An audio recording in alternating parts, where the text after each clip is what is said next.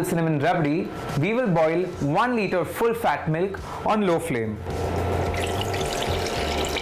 You will be heating the milk for about 60 to 90 minutes till the milk is reduced to half. Once you have cooled it and kept it aside for a while, it should be about room temperature. Then we'll pour it in a bigger bowl. To that, you'll add 1 tablespoon of stevia. Currently, I'm using the Diabetic Chef all natural stevia powder. To that, we'll be adding half a large apple. And then we'll be adding blanched and sliced almonds to this mixture.